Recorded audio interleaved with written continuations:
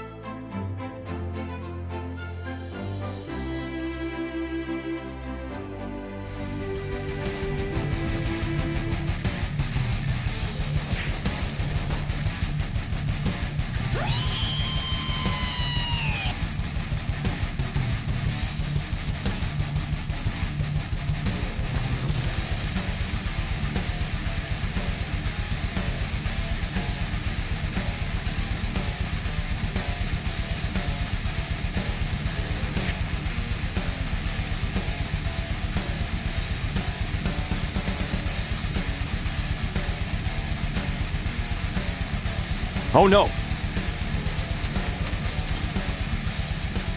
So I'm gonna give you a quick rundown of the common tasks that are the most notable, and these would be keys in Polis, which are at the start of the map, so if someone hasn't done them, it means they're either stupid or imposter. Either way, you'll throw them in the lava pit.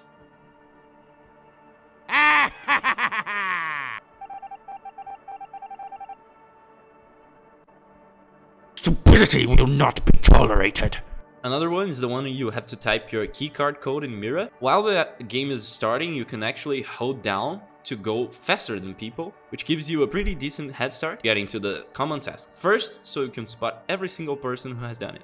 It's also in the prime spot because light sabotage is very common, and when people sabotage lights, most of the survivors will divert their pathing towards lights, which is right beside the task. So there's no reason not to do the task, if you're a crew member, obviously.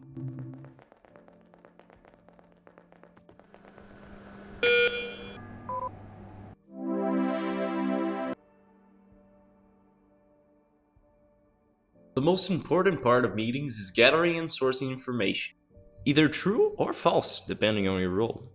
Well, at least that would be the most important part, if the meetings didn't look like the inside of the head from the guy from Split.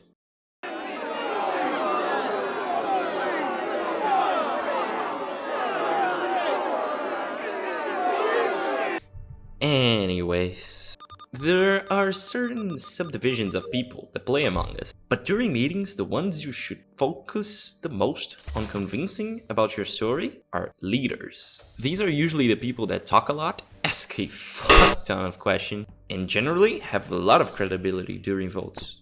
If you can get them on your side, the rest of the group will just probably follow along.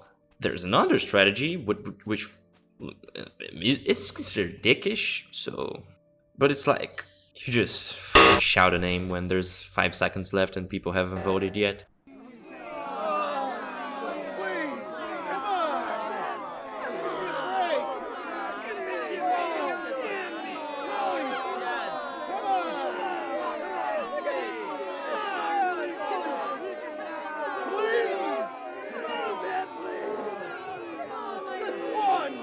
It was Wario!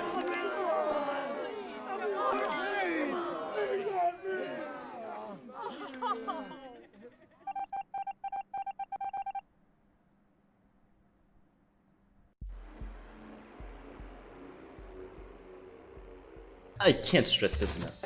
It's imperative, it is crucial It's absolutely the most important thing you can do in this game, which is to play the same way as imposter and crewmate.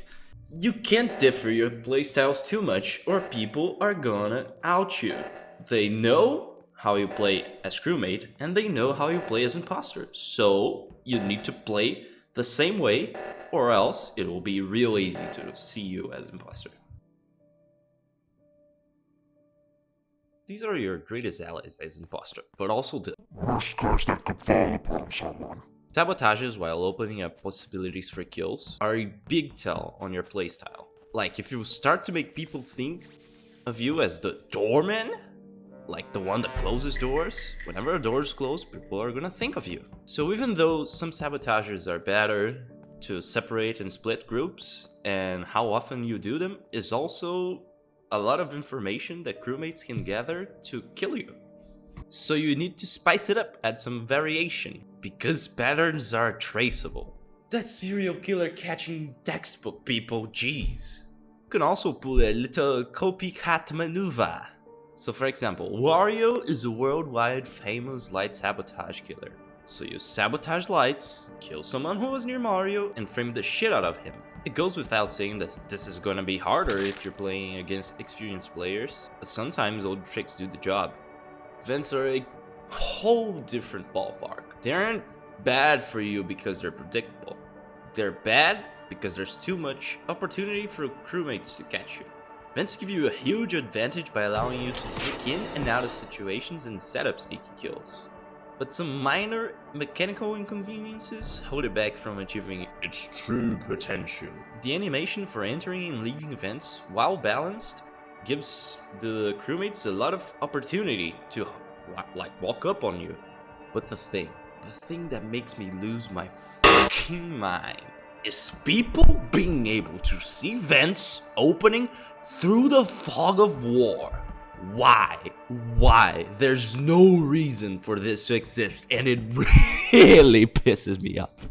That's why I'm showing you some spots where you can avoid to do this, so you don't get spotted in the fog of war. There's this lovely triangle which connects Mad Bay and security and electric. There's this other lovely triangle which connects admin and the hallway and cafeteria. You can see here, but trust me, it's there.